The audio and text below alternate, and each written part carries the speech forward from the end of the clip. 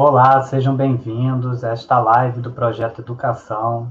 Eu sou o professor Alan Fernandes, professor de História do projeto.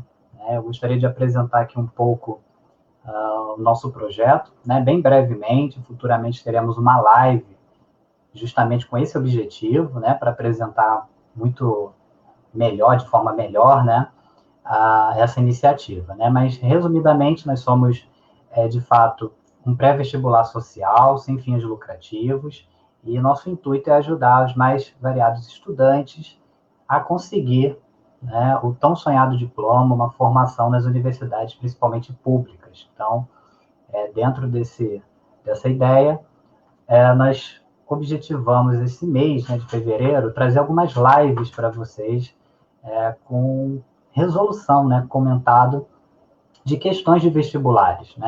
Hoje, para vocês, eu trouxe aqui algumas questões do Enem de 2020, que na verdade foi aplicado agora, em janeiro, no dia 17 de janeiro de 2021, a prova azul. Eu gostaria de deixar bem claro para quem estiver nos assistindo, também futuramente no YouTube, porque esta live irá para o YouTube também, tá? A gente vai colocá-lo lá nosso canal no YouTube. Eu gostaria que vocês prestassem atenção aqui nesse feed que está rolando aqui embaixo, para que vocês não percam tempo, curtam, sigam nossa página no Instagram, aqui no Facebook também, e se inscrevam no nosso canal lá no YouTube, tá? Tá tudo aqui direitinho. Esse feed vai ficar rodando aqui, durante toda a nossa live, para que vocês não percam essa oportunidade de poder estar nos ajudando, divulgando também, e prestigiando o nosso trabalho, e ao mesmo tempo também compartilhando com quem precise, com todos os estudantes que estiverem necessitados. Eu gostaria que vocês também, quem estiver nos assistindo, se quiser comentar, interagir, comente, tá bom? Eu vou ter acesso aqui a todos os comentários e colocarei aqui na tela, para ajudar a todos vocês. Então, vamos lá, vamos ao que de fato importa, porque o nosso tempo é pouco, Nós teremos 1 hora para poder fazer a resolução destas questões do vestibular do Enem de 2020, forma impressa, tá bom? Deixando bem claro aqui.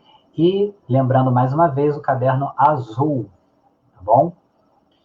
Então, vamos lá. A primeira questão, vou deixar maior aí, vocês vão me escutando.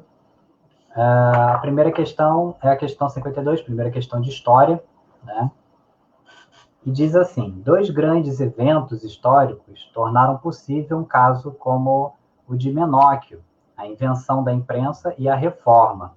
Essa reforma aí, ele está falando da reforma protestante.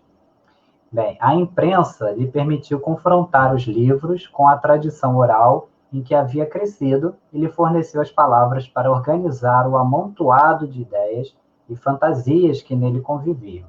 A reforma lhe deu audácia para comunicar o que pensava ao padre do vilarejo, conterrâneos, inquisidores, mesmo não tendo conseguido dizer tudo diante do Papa, dos cardeais e dos príncipes, como queria.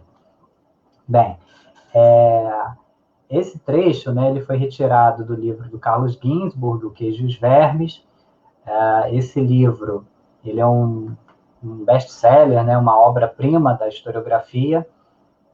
Todos os historiadores já leram, conheceram, enfim. A história de Menóquio era um moleiro, ou seja, uma pessoa que fazia queijos, O moleiro é aquele que faz queijos. Ele vivia na cidade de Friuli, na Itália, e o Carlos Ginzburg, que é um historiador italiano, ele pesquisou um pouco sobre o caso bem curioso do Menóquio, que lá no século XVI, ele desafiava a igreja, a teologia da época.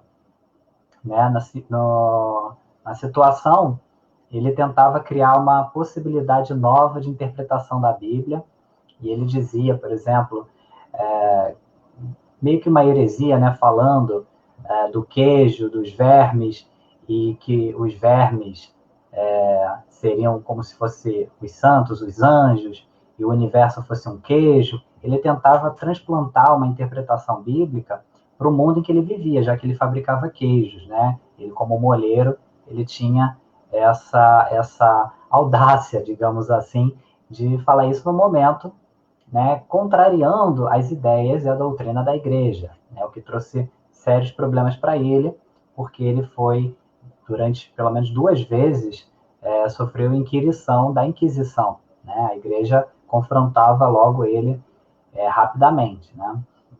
Bem, e aí a questão vem nos trazendo o seguinte questionamento. Né? Os acontecimentos históricos citados ajudaram esse indivíduo, no século XVI, a repensar a visão católica do mundo ao possibilitarem letra A, consulta pública das bibliotecas reais. Será que é essa o gabarito? No texto, né, que está trazendo aí, que a questão nos trouxe, não tem muita coisa a ver com isso, né?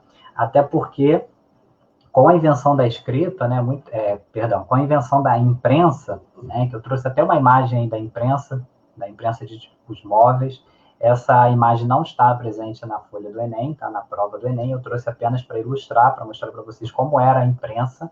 Ali se colocava, né, os tipos, que são as letras, na verdade, de ferro, colocava-se como se fosse um grande carimbo com a tinta, e a partir dali, com a junção, né, das letras, formava-se toda a questão, né, o questionamento formado, perdão, eu tive que responder aqui uma pessoa aqui no WhatsApp. Enfim, voltando aqui. A imagem ela demonstra a imprensa, né, que foi inventada por Gutenberg lá no século XV. Né, e Gutenberg, então, a primeira coisa que ele fez foi traduzir a Bíblia. Né, ele foi imprimir a Bíblia, né, para facilitar o trabalho de divulgação da Bíblia. A partir da imprensa, a imprensa foi extremamente importante, porque através dela facilitou muito a vida dos copistas, né, dos copistas e principalmente das pessoas que eram descontentes com a doutrina da igreja.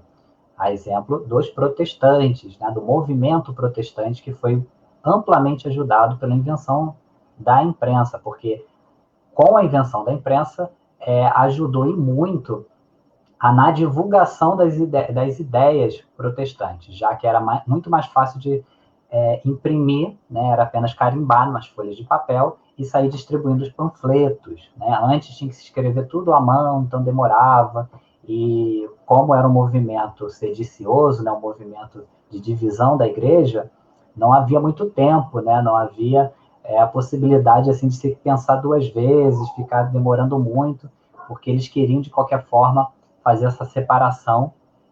Né? Chegou um determinado momento que principalmente calvinistas, né, se utilizaram muito dessa invenção, né, para poder se dividir totalmente e não ter mais parte com a Igreja Católica. Né? Então, a consulta pública das bibliotecas reais não tem nada a ver com essa situação, porque, na verdade, mesmo com a invenção da imprensa, né, a população não sabia ler. Né? Então, a ideia de alfabetização também veio muito com a reforma protestante, porque os religiosos protestantes precisavam que a população soubesse ler para poder interpretar a Bíblia, né? Para poder ler a Bíblia e interpretar. Então, houveram muitas situações em que os protestantes criaram movimentos para alfabetizar a população. Né? E essa consulta pública da Biblioteca Real não é uma situação que faz sentido aqui, porque se a população ainda não sabia ler, não tem sentido eles irem até bibliotecas procurar livros. Né? A letra B, sofisticação barroca do ritual litúrgico. Bem, não tem nada a ver. Né? A questão aqui, a gente está falando justamente dessa questão da interpretação, né? Da doutrina, da interpretação religiosa, principalmente da interpretação do texto bíblico. Isso é importante. Né?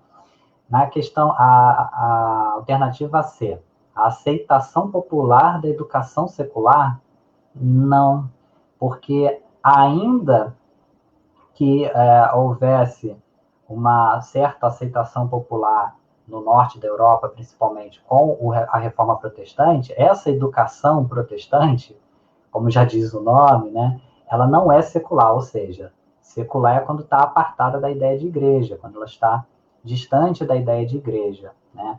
A aceitação popular não tem nada a ver com a educação secular, né? Na verdade, muito pelo contrário. A imprensa ela foi uma ferramenta, né, de utilização por religiosos, foi muito utilizada por religiosos, né? E, obviamente, nosso gabarito é a letra D, interpretação autônoma dos textos bíblicos, né? E aí eu trouxe o gabarito, né, letra D. A letra E não pode ser, né? Por que não pode ser a correção doutrinária das heresias medievais? Vamos lá. Até porque o Menóquio, né, ele não tinha condição social para bater de frente com bispos, o papa, os cardeais, com relação à doutrina. Ele poderia ter a própria interpretação da Bíblia, que é o que ele tinha de fato. Só que a igreja não aceitava isso, né? A interpretação deveria ser apenas da igreja. A gente está falando de um período em que a igreja era dona das terras, dona das mentes e corações das pessoas, né? Praticamente. A partir da invenção da imprensa é que essas coisas vão mudar, né? A partir da Reforma Protestante, que teve ajuda da invenção da imprensa, isso tudo vai mudar, né? Vai haver um cisma, né? Uma divisão, e o cristianismo nunca mais será o mesmo, né? Então, o aperfeiçoamento da imprensa de tipos móveis por Gutenberg, lá no século XV, facilitou a disseminação de novas ideias, inclusive de crítica a algumas práticas e interpretações da Igreja Católica. A reforma, iniciada por Lutero em 1517, apregou o livre exame dos textos bíblicos, valendo-se também da imprensa. A Bíblia, traduzida para o alemão, diferente da versão católica que era em latim, alcançou um grande público e contribuiu para abalar a hegemonia cultural e religiosa da Santa Sé, né, da Igreja Católica de Roma e do Vaticano. Enfim, eu acho que essa questão, né, depois comentem aí se vocês acertaram ou não, enfim, quem fez a prova, né? Vamos à próxima questão. Bem, a próxima questão, né, de história da prova azul do Enem de 2020, no primeiro dia. A gente está aqui fazendo a correção do Enem impresso, tá, gente? Não é do Enem digital, não. A questão 54 é a próxima questão de história, né, depois da 52. Bem, a arte pré-histórica africana foi incontestavelmente um veículo de mensagens pedagógicas e sociais, né? Os San, que constituem hoje o povo mais próximo da realidade das representações rupestres, afirmam que seus antepassados lhes explicaram sua visão do mundo a partir desse gigantesco livro de imagens que são as galerias, né? No caso, essas galerias seriam setores, né? Áreas dentro de cavernas, né? A educação dos povos que desconhecem a escrita está baseada, sobretudo, na imagem, no som e no som, né? No audiovisual. Enfim, esse texto é do Kizerbo, né? A arte pré-histórica africana, está contido num dos volumes de uma grande enciclopédia, que é a História Geral da África, também uma obra monumental, né? Com vários volumes grossíssimos, né? Que traz com detalhes a história da África, antes dos europeus principalmente, né? E, posteriormente, dentro desses volumes também, como foi o contato, né? Os primeiros contatos e toda a situação pós-contato com os europeus, né? Principalmente a partir da escravidão, né? E do monopólio de grandes empresas, né? Dos países europeus, como França e Inglaterra, principalmente, a Bélgica também, enfim. E aí nós vamos à questão, né? De fato. De acordo com o texto, a arte mencionada é importante para os povos que a cultivam por colaborar para letra A, transmissão dos saberes acumulados? Sim, a letra A já é o nosso gabarito, né? De cara, a letra A já é o nosso gabarito. Bem, justamente porque, como o próprio texto diz, né, a educação dos povos que desconhecem a escrita está baseada, sobretudo, na imagem, no som, no audiovisual, né? Então, a gente está falando de povos que são povos ágrafos, ou seja, que não possuíam, eram grupos humanos que não possuíam uma forma de comunicação escrita, né? Então, eles, na verdade, se comunicavam apenas pelo áudio, pela fala, né? Contando histórias, né? E pelo visual. O visual ficava a cargo dessas galerias, onde eles iam para as cavernas e faziam desenhos, né? Que a gente chama de pinturas rupestres, né? Então, a partir dali, a pessoa que fizesse aquela figura, né? Aquele desenho, ela estava tentando representar a experiência dela, né? Ou o que ela achava que seria interessante para futuramente preservar, né, aquela memória. Então, portanto, como a gente está falando de um povo que não tem escrita, não haviam textos, né, eram apenas imagens, a ideia, né, de acordo com o texto, e aí a gente tem que se apegar a isso quando se fala em Enem, né? Há muitas questões em que a gente precisa colocar isso em pauta, né? Que quando fala que é de acordo com o texto, você não pode fugir do texto.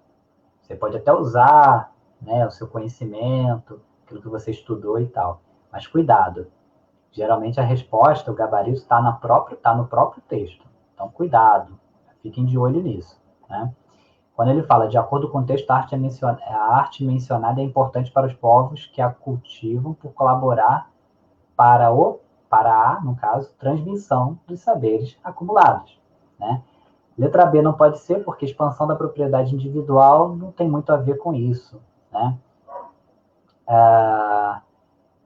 Eles, na verdade, a ideia, né, não tem nada a ver com propriedade individual, até porque a gente está falando de um período em que essa não era uma discussão, né? A ideia, olha, eu tenho o meu terreno, a minha casa, o meu, sei lá, meu pedaço de terra ali é meu e não mais de ninguém. Eu vou pintar aqui que aqui esse terreno é meu e não é mais de ninguém. Não era isso que acontecia, né? Então não tem essa discussão, não era pauta nesse momento, né?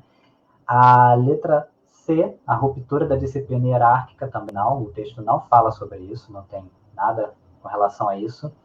A letra D, o surgimento dos laços familiares, o texto também não fala necessariamente sobre isso, né? A letra E, a rejeição de práticas exógenas, também o texto não fala, exógenas que são de fora, né, da própria tradição, da própria cultura. Então, não tem nada a ver com o texto. Como eu disse, tem que buscar no próprio texto. Quando a pergunta fala de acordo com o texto, ou seja, não fujam do texto. Procurem a resposta no próprio texto. Isso é muito importante, né? Então, a alternativa A retoma o texto ao privilegiar as imagens como transmissoras de mensagens pedagógicas e sociais. Muitos povos ágrafos, são esses povos que não possuem escrita, como os incas, né, aqui da América do Sul, também eram povos ágrafos. Eles transmitiram elementos de sua cultura utilizando a arte rupestre com desenhos em paredes rochosas, evidenciando a função dessas representações, né? Então, era uma tentativa deles perpetuarem a cultura, a tradição, né? Até o próprio folclore, quem sabe, né? Então, isso, a questão 54 foi, né? E aí comentem aí se vocês acertaram também, quem fez essa prova, né, no dia 17, se acertou ou não. Vamos à próxima questão. Bem, a próxima questão de história, né, é a questão 61, né, da prova azul do dia 17 de janeiro, né, que foi aplicada no dia 17 de janeiro. A questão 61, né, diz assim: a divisão internacional do trabalho significa que alguns países se especializam em ganhar e outros em perder. Nossa comarca no mundo, que hoje chamamos América Latina, foi precoce. Especializou-se em perder desde os remotos tempos em que os europeus do Renascimento se aventuraram pelos mares e lhe cravaram os dentes na garganta. Passaram-se os séculos e a América Latina aprimorou suas funções, né? Então, um texto crítico, né, do Eduardo Galeano, um livro também muito clássico de história, de historiografia, e serve para todo mundo ler. Acho que todo latino-americano precisa ler, independente da formação, da área, para poder entender um pouco mais do porquê que a América Latina é tão diferente, da América do Norte, por exemplo, né, principalmente da América anglo-saxônica, né, no caso do Canadá, dos Estados Unidos, da Europa, e essa condição que nós temos, muitas vezes, de ser celeiro do mundo, né, em que a maior parte das exportações provém da América Latina, exportações de comida, né, de commodities, de matéria-prima, e que vão para a Europa ou para os Estados Unidos, são industrializados e são vendidos pelo quíntuplo do preço que foram comprados, né? Então, a gente acaba saindo sempre no prejuízo.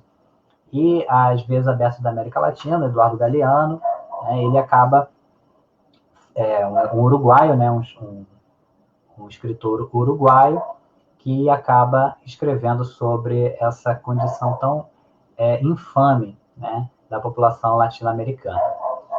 E aí ele, né, o questionamento da questão 61, lá vai, né? Escrito na década de 70, o texto considera a participação da América Latina na divisão internacional do trabalho, marcada pela, né, então vamos lá, letra A, produção inovadora de padrões de tecnologia.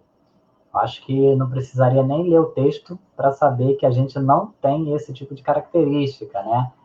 A população latino-americana é só pensar em Brasil. O Brasil é a cara da América Latina, né? A gente tem que parar para pensar. Apesar de ser o país mais rico, economicamente falando, né, industrialmente falando, o Brasil é o país mais rico, que tem a economia mais forte, por ter também a maior população, né? Portanto, muitos consumidores, muitas pessoas que trabalham, no entanto, também um desemprego muito grande, né? A gente tem que parar para pensar nisso também. E será que o Brasil, por exemplo, tem uma produção inovadora de padrões de tecnologia? Então, quer dizer que o que é produzido na América Latina vira padrão para o resto do mundo em tecnologia? Óbvio que não, né, gente? A gente acaba seguindo o padrão europeu, o padrão asiático, principalmente vinculado à China ou Japão, né, ou o padrão americano, né, estadunidense, melhor dizendo, né? Então, letra A não pode ser. A letra B, superar, né, a superação paulatina do caráter agroexportador. Será mesmo que é isso que está no texto, né? Que, na verdade, a América Latina superou, né, vem superando, melhor dizendo, esse caráter de exportador de agro, né, de produtos vinculados à agricultura? Será? Na verdade, eu já comecei o meu comentário da questão já falando isso, que, na verdade, desde sempre, desde quando os europeus aqui chegaram, a América Latina serviu como se fosse sangue para um vampiro sugar, né? Então, o texto até faz alusão a isso, né? Quando ele fala, se eu não me engano, ele fala aí da garganta, né? Lá no finalzinho, na penúltima linha, ele fala: se aventura pelos mares, ele cravar os dentes na garganta. Quem crava o dente na garganta é vampiro que suga, né? Então, não fez muito, a Europa não fez muito trabalho, né? Ela veio só para explorar, né? E os Estados Unidos acabou substituindo, de certa forma, não, com toda certeza, a Europa, que até o século XVIII, mais ou menos, tinha o domínio, né, sobre as terras americanas. Os Estados Unidos, a partir do século XIX, afirma a sua soberania praticamente, afirma, melhor dizendo, não, outorga, né, obriga a que todos os países se submetam ao seu tipo de política, né? Então, é só lembrar do caso de Cuba, né, que futuramente, quem quiser participar do nosso projeto, né, só vocês procurarem a gente nas redes sociais, entrar em contato conosco, para que a gente possa matricular vocês nas nossas aulas totalmente gratuitas, tá, pessoal? E são todas as semanas, nos meses, a gente dá aula sobre temas dos mais variados temas, né, que possam cair no vestibular, né? Então, a questão B, portanto, não pode ser. A questão C, apropriação imperialista dos recursos territoriais. Exatamente, esse é o gabarito, né, gente? Só pode ser esse o gabarito, né? É justamente isso que a gente vem discutindo agora, desde o início da minha fala aqui, que a gente acabou de ler na questão 61, né? A letra D não pode ser porque é a valorização econômica dos saberes tradicionais. Não, gente, não.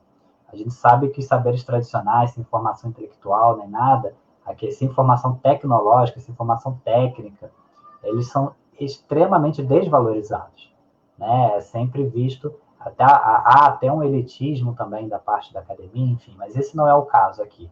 Né? A ideia dos saberes tradicionais, principalmente dos povos indígenas, ameríndios, né, nunca foi valorizada, porque ela não se adapta ao capitalismo. Né? O capitalismo ela é contrária ao capitalismo. Né? A ideia dos saberes tradicionais. Né? O capitalismo é tudo para ontem. Os saberes tradicionais é pensando no futuro, na perpetuação da tradição, as coisas com calma, pensando no meio ambiente, que também faz parte do ambiente que a gente vive. Então, isso tudo tem que ser pensado. O capitalismo não liga para isso. Né? A letra E também não pode ser, porque dependência externa de suprimento de alimentos. Na verdade, como a própria questão diz, né, ele fala da questão, e a gente já discutiu aqui também, que a América Latina, né, foi dada uma condição de ser agroexportador, ou seja, é lá que a gente vai plantar, de lá que a gente vai comprar o alimento, de lá que a gente vai comprar nossa carne, né? O Brasil é um dos maiores exportadores, é o maior país exportador do mundo, né? Agroexportador do mundo, né? É só você ver a todo momento nos canais aí do Globosat, né, da Fundação Globo, vocês veem lá o agro é pop, o agro é tech, o agro é tudo. É a tentativa de colocar na cabeça da população, né, que não tem muito contato com o mundo do agronegócio, de que o agronegócio é muito bom, de que o agronegócio é perfeito, que o Brasil precisa continuar sendo agroexportador.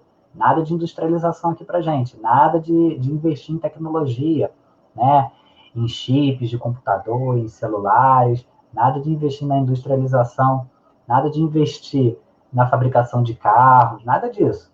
A gente vai continuar plantando a nossa soja, dando, né, molhando a nossa grama para que nossos boizinhos comam lá o mato e beleza, e a gente continue vendendo para os Estados Unidos e para a Europa. Por quê?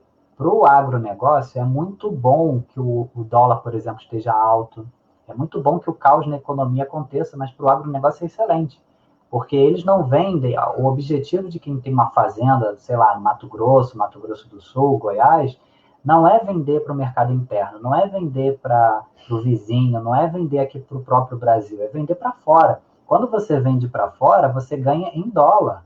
E se o dólar está em alta no Brasil, você ganha muito mais. E aí, quando você converte para real, você tem o quíntuplo do que você recebeu, né, em dinheiro. Então, vejam bem, isso tudo só faz sentido dentro do capitalismo. Um sentido que, na verdade, só vai trazer, em algum momento, vai trazer o caos. Algum momento vai trazer, vai chegar num ponto que a gente não vai aguentar mais. Né? O ser humano vai acabar com a natureza, vai acabar com o meio ambiente justamente por conta dessas situações. Né? O capitalismo é muito cruel. Né? Isso a gente tem que parar para pensar. Isso não inibe. Todos nós vivemos em mundo capitalista, mas dizer que é capitalista é complicado, porque capitalista é quem tem capital, quem tem os meios de produção, quem é grande empresário, quem ganha milhões para cima. Não é a pessoa que ganha 10 mil, 15 mil e acha que é capitalista, não, tá, gente? Até essa pessoa ainda é classe média alta. Né? Classe alta, elite mesmo, são o agronegócio, são as pessoas que estão num padrão assim de ganhar em dólar e tudo mais. Esses sim são os verdadeiros capitalistas, tá? Enfim, então não há dependência externa. Né? A gente não depende de fora dos suprimentos de alimentos de fora. Nós produzimos os alimentos, né? Abastece a nossa população, os de pior qualidade e os de melhor qualidade são vendidos para fora, né? São exportados. Né? Então, gabarito letra C, né? Porque o livro do uruguaio Eduardo Galeano, chamado As Vias Abertas da América Latina, apresenta a ideia de que na divisão internacional do trabalho, alguns países se especializaram em ganhar e outros em perder. No fragmento, afirma-se que a América Latina está na posição de perdedora desde que os impérios europeus, os ganhadores, colonizaram o continente na época do Renascimento e das grandes navegações e passaram a explorar seus recursos, território e mão de obra. Para o autor, tal situação permanece e se agrava após o período colonial e influencia a realidade econômica do continente e do mundo ainda hoje. Né? Justamente. A gente sente isso na pele, né, gente? O desemprego, a alta dos produtos de cesta básica, alimento, isso tudo é influência justamente desses desmandos do capitalismo. Né? Bem, Aí nós temos a questão 62, né? A questão 62 da prova azul, né? Então eu estou colocando na ordem, tá? Que elas foram aparecendo na ordem numérica delas, na prova azul, tá? Do primeiro dia da aplicação do Enem impresso, que foi no dia 17 de janeiro, tá bom, pessoal? Então, a questão 62 diz o seguinte, sexto rei sumérico, perdão, sexto rei sumérico da Suméria, né? Governante entre os séculos 18 e 17 a.C., né? Portanto, 18 séculos antes de Cristo, e nascido em Babel, Camurrab, que é a pronúncia em babilônico, foi fundador do primeiro Império Babilônico, correspondente ao atual Iraque, né? O Império Babilônico, o primeiro império, né? Pelo menos o território que hoje a gente chama de Iraque, no passado, 18 séculos antes de Cristo ter nascido, era o antigo Império Babilônico, unificando amplamente o mundo mesopotâmico, unindo os semitas e os sumérios e levando a Babilônia ao máximo esplendor. O nome de Hammurabi permanece indissociavelmente ligado ao código jurídico tido como o mais remoto já descoberto, o Código de Hammurabi. O legislador babilônico consolidou a tradição jurídica, harmonizou os costumes e estendeu o direito e a lei a todos os súditos. Veja bem, eu trouxe a imagem aí para vocês, ela não está presente na prova do Enem, mas eu trouxe essa imagem. Essa daí é a pedra, é a original, né, que foi encontrada, e é a mais antiga lei, né, já encontrada. Lei escrita, né, já encontrada. A lei, o Código de Hammurabi, ele é muito associado, né, quando a gente estuda lá na escola, no ensino médio, ensino fundamental, a ideia do Código do Talião, né, da lei do talião, né, do olho por olho, dente por dente, que está lá presente na Bíblia, né? E a ideia era o seguinte, para vocês terem uma ideia de como funcionava, de acordo com essa lei, né, na Suméria, né, isso acontecia na região da Babilônia, por exemplo, se você colocasse fogo na casa de alguém, tá? Qual seria a sua punição? A sua punição seria alguém botar fogo em você.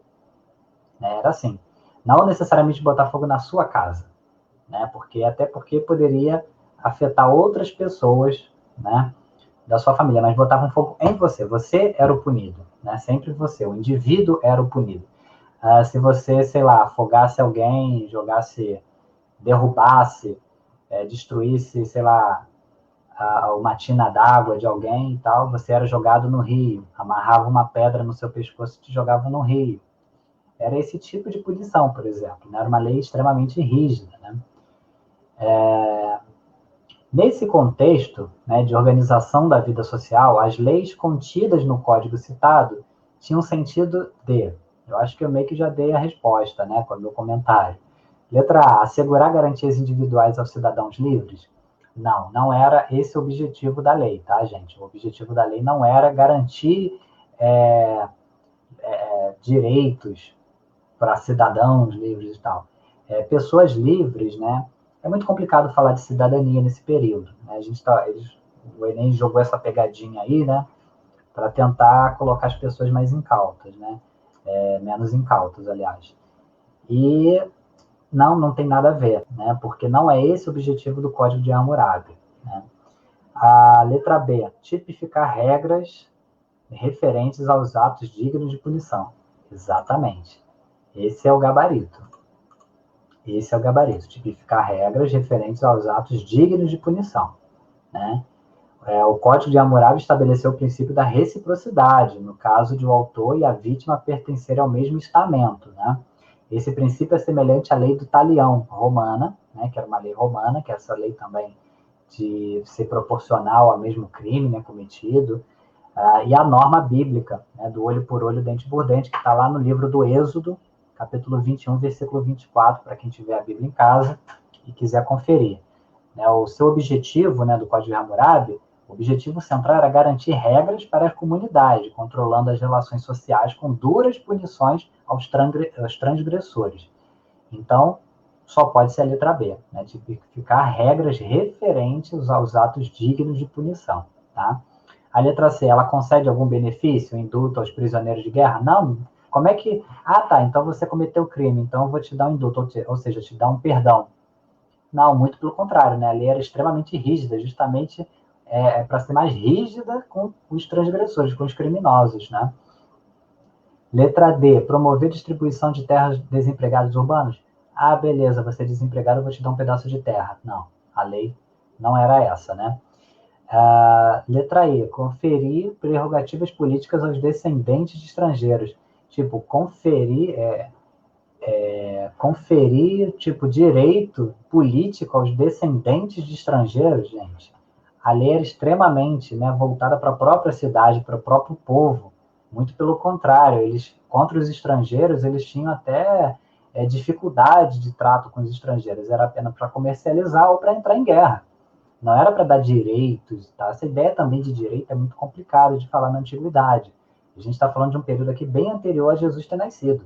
Né? A gente está falando do período de séculos, né, entre o século XVIII e o XVII, antes de Jesus nascer. Ou seja, a gente está falando pelo menos 1.800 anos antes de Jesus nascer. Né? Então, bota aí quase 4.000 anos atrás. Né? Quase 4.000 anos atrás.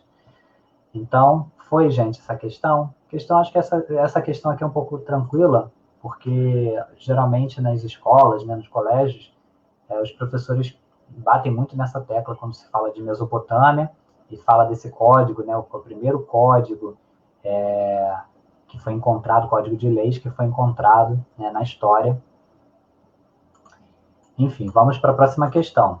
Essa é a questão 63, não é isso? 63. Essa questão, a 63, ela é meio que uma mistura, né, com a sociologia e a história, porque a gente vai precisar de ambas as questões, de ambas as disciplinas, né, para poder entender o que está sendo falado aqui nessa questão. Né? A questão 63 diz assim, né, desde o mundo antigo e sua filosofia, que o trabalho tem sido compreendido como expressão de vida e degradação, criação e infelicidade, a atividade vital e escravidão, felicidade social e servidão. Né? Olha, repetindo, desde o mundo antigo e sua filosofia, que o trabalho, a ideia de trabalho, tem sido compreendida como expressão de vida e degradação, criação e infelicidade, atividade vital e escravidão, felicidade social e servidão. Trabalho e fadiga. Né? A ideia, na antiguidade, até o período medieval, a ideia de trabalho braçal, né? Trabalho forçado, trabalho com as mãos, né? Era visto de forma pejorativa, era muito mal visto, né? As pessoas que trabalhavam com as mãos, né? Tinham que trabalhar com coisas vinculadas à terra, principalmente, né? Que tem que capinar, que tem que com a enxada, enfim, cuidar de animais. Isso tudo era muito mal visto, né? Isso era extremamente mal visto na antiguidade. Né? Bom era o ócio, ou seja, fazer nada. Quem tinha condições de não fazer nada, essa era a elite. Ela tinha escravos para trabalhar para ela tinha servos para trabalhar para ela mesma nada fazia. Ela não se sustentava com o próprio trabalho, ela explorava outras pessoas para ser sustentada. Como se isso não houver... Ainda bem que essas coisas não acontecem hoje, né, gente? O capitalismo é perfeito, ninguém explora ninguém, né? Enfim.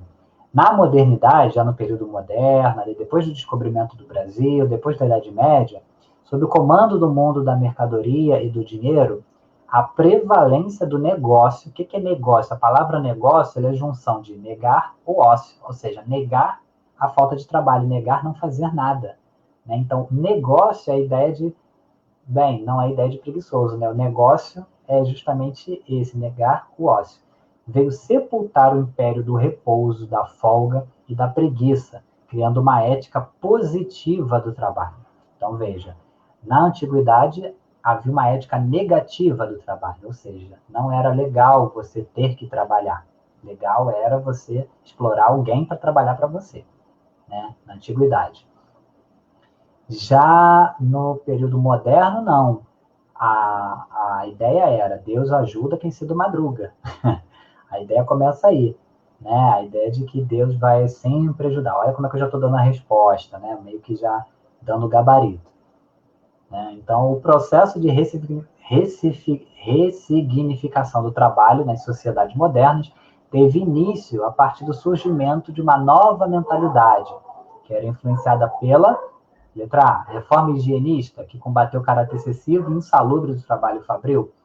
Não. A gente aqui está falando do período moderno. A ideia de trabalho fabril, né, já é mais século XVIII em diante, principalmente no século XIX. Essa ideia de trabalhos insalubres, a gente está falando de industrialização, que não é o caso aqui. A gente está falando do início da modernidade. Letra B, justamente, que com certeza quem prestou atenção no que eu estava falando agora já respondeu que letra B é o gabarito, né? Porque tem a ver com a reforma protestante, que expressou a importância das atividades laborais, as atividades de trabalho, né? No mundo secularizado, no mundo fora da religião. Ou seja, todo mundo que não é religioso tem que trabalhar, né? Os religiosos, padres, frades, monges, pastores, né? A ideia inicial do luteranismo, né? Do calvinismo era que todo mundo tinha que trabalhar, né? Principalmente quem não era vinculado à religiosidade, que não estava vinculado à igreja, como o clero, né? E aí o que acontece? Essa ideia da reforma protestante está presente no livro A Ética Protestante e o Espírito do Capitalismo, do Max Weber. Né? E ele fala justamente sobre isso, que enquanto durante a Idade Média, quando a Igreja mandava, a Igreja Católica mandava, a ideia de que havia pessoas que tinham que orar, havia pessoas que tinham que guerrear e havia pessoas que tinham que trabalhar, isso tudo tinha a ver com a natureza que Deus criou, né? Com a Reforma Protestante, inverte-se um pouco isso, mistura-se um pouco as coisas e tem-se um novo entendimento, né, da religião, tem-se um novo entendimento dessa ética de trabalho, né, e pensa-se o seguinte, olha, se você trabalhar, Deus vai te abençoar e todo o seu lucro, você vai poder viver bem, você vai poder ter dinheiro, você não vai passar fome nem nada, porque vai ser tudo fruto do seu trabalho, né? Então, isso é importante frisar. Na igreja, por exemplo, a Igreja Católica condenava, né, durante a Idade Média, a usura. O que é a usura? É você cobrar juros, né, cobrar juros sobre uma quantia que eu te prestei. Por exemplo, eu te empresto R$ 100. Aí, na hora de você me pagar daqui a um mês, você tem que me pagar 120, sabe? R$ 20 de juros. A Igreja Católica não achava isso correto. Achava que quem emprestou com juros estava em pecado. Por quê? Você, quando empresta R$ 100 a alguém, por exemplo, e alguém te devolve como 120 por causa dos juros, você cobra 120, né? R$ 20 de juros, você está cobrando o tempo, né? Porque você ficou um mês sem receber. Né? Aquela quantia você emprestou e depois de um mês é que você vai tê-la de volta e, portanto, a ideia você vai cobrar um pouquinho mais porque você ficou um mês, né? Só dando exemplo. Quando você cobra o tempo, você está cobrando algo que é de Deus. A Igreja Católica pensava assim. Então, isso é pecado, você cobrar o tempo que é da natureza de Deus. Não se pode cobrar o tempo. Compreende a ideia da igreja naquele período? Só que a igreja era uma das maiores usurárias. A própria Igreja Católica, durante a Idade Média, ela na verdade, ela falava isso da boca para fora, ela ensinava, doutrinava assim, justamente porque ela precisava, né, manter uma hegemonia, uma dominância e a obediência da população. Né? Ela não queria que ninguém enriquecesse, tanto quanto ela. Né? Já o protestantismo não, eles entendem que a usura pode ser praticada, porque todo mundo tem que trabalhar, né? Essa ideia de trabalho, como a gente tem de hoje, que todo mundo tem que trabalhar, que é uma coisa boa para sustentar, isso tudo provém daí, né? Desse período da Reforma Protestante. Tá bom, gente? Então, a questão faz referência ao conceito de trabalho, segundo a ética protestante, segundo a qual o trabalho é agradável a Deus, o que possibilitou um processo de acúmulo de capital e o advento, né, o início do mundo moderno e secularizado. Né? Isso também é importante. A letra C não pode ser, porque vai falar sobre sindicalismo, o texto não fala sobre isso, e sindicalismo é uma ideia posterior, né? Mas essa discussão sobre sindicalismo vai acontecer mais tarde. A letra D, ela fala sobre participação das mulheres em movimentos sociais defendendo o direito ao trabalho. Não, essa participação nesses movimentos sociais com mais maestria, com mais força, vão acontecer somente agora, no século XX, praticamente ontem, né? Então, a gente não pode cair na anacronia de querer discutir ou imputar às pessoas que a gente está estudando desse período uma ideia de hoje em dia, né? Eu não posso pensar que uma pessoa que viveu há 500 anos atrás tem o mesmo pensamento que eu hoje em dia, né? Isso é um pecado, né? Dentro da historiografia, para nós historiadores, a gente não costuma cair muito nesse erro, né? Pelo menos não deveríamos cair nesse erro, né? A letra E é a visão do catolicismo, que desde a Idade Média defendia a dignidade do trabalho e do lucro. Vejam, a Igreja Católica combatia o lucro. A Igreja Católica como eu posso dizer, ela não incentivava o lucro, porque ela sim gostaria de ser a única que lucrava com tudo. A Igreja Católica foi a maior instituição, é a maior até atualmente, a maior instituição cristã e a mais rica, né, da história do cristianismo, né? Então, é isso aí, né? É questão 63, gabarito letra B, de bola. E vamos agora à questão 64, né? Mais uma questão aqui para a gente. A questão 64, né, da prova azul, né, do Enem, diz assim: é difícil imaginar que nos anos 90, num país com setores da população na pobreza absoluta e sem uma rede de benefícios sociais em que se apoiar, um governo possa abandonar o papel de promotor de programas de geração de emprego, de assistência social, de desenvolvimento da infraestrutura e de promoção de regiões excluídas, na expectativa de que o mercado venha algum dia a dar uma resposta adequada a tudo isso, né?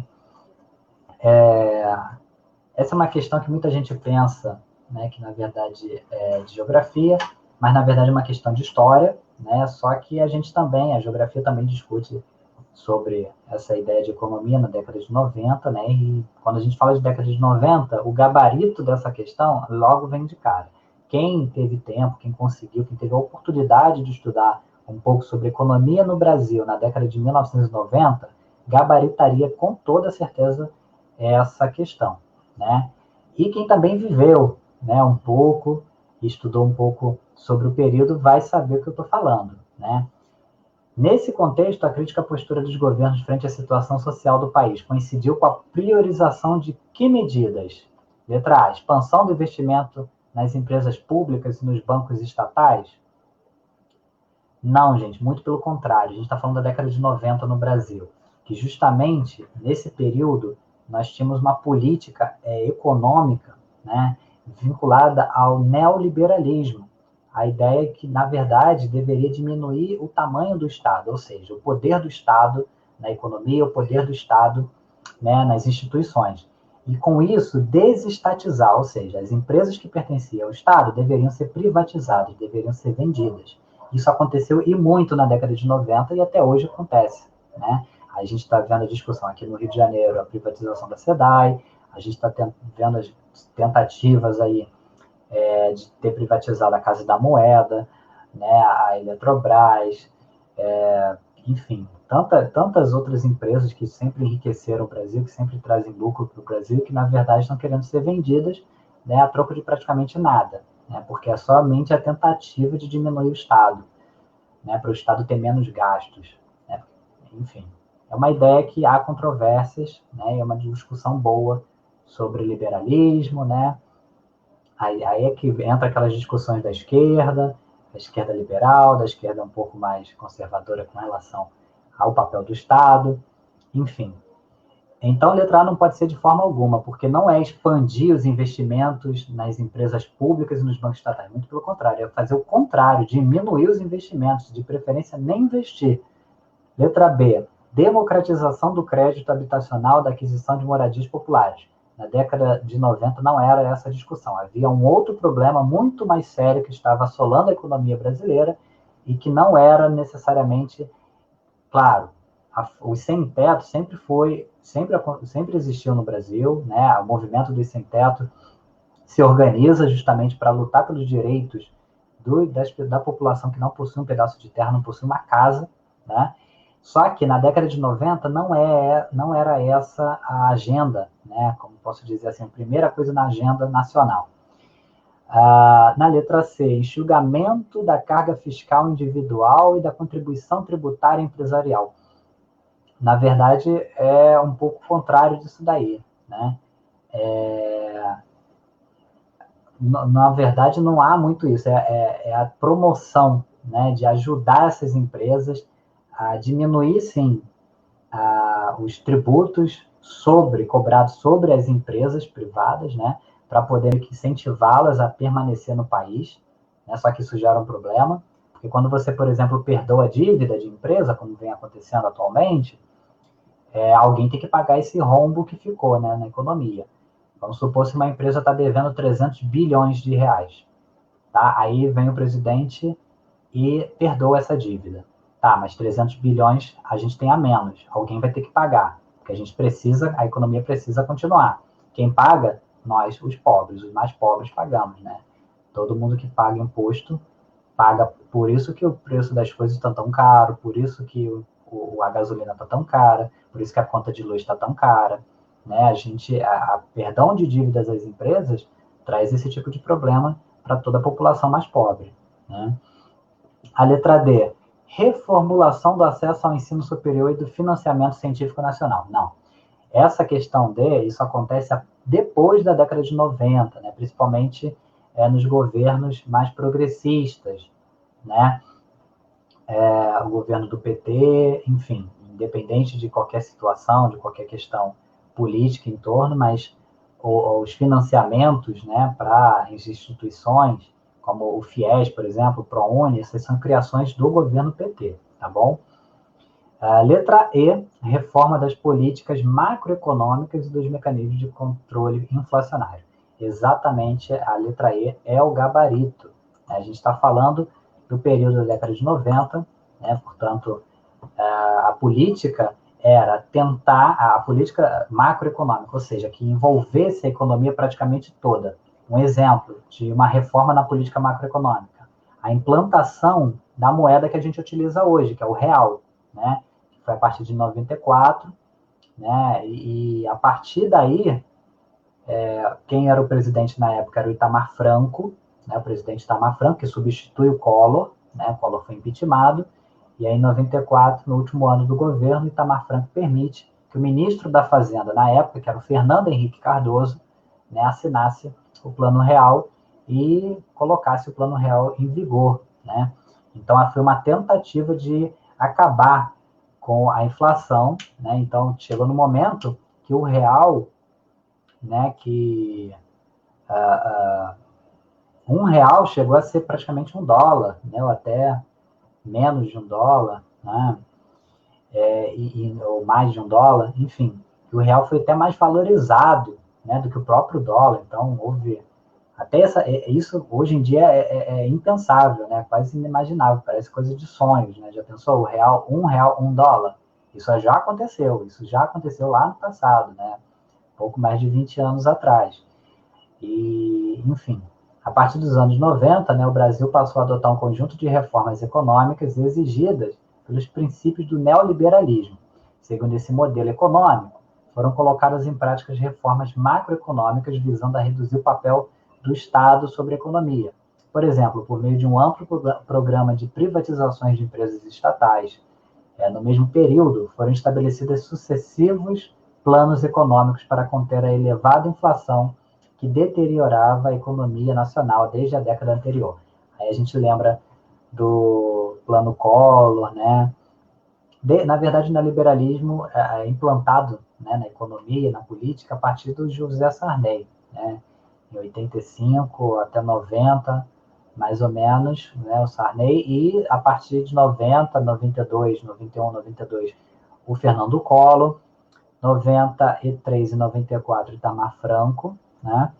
Aí depois que o Fernando Henrique, que era o ministro da Fazenda do Itamar Franco, assina a nota do real, ele ganha muita popularidade, Fernando Henrique Cardoso, e ele ganha as eleições, né? Ele ganha as eleições em 94 e a partir de 95 ele assume a presidência do Brasil. E aí ele ganha 2 vezes consecutivas, né? Ele ganha, tem uma nova reeleição e ele pode se candidatar. Né? Eles fizeram uma emenda constitucional para que ele pudesse se candidatar, porque a nossa Constituição não permitia reeleição. Então ele acaba criando... Por quê? O empresariado começa a gostar dessa política neoliberal do governo FHC, né, do governo Fernando Henrique. Então, meio que pressiona o Congresso a permitir que ele se reeleja.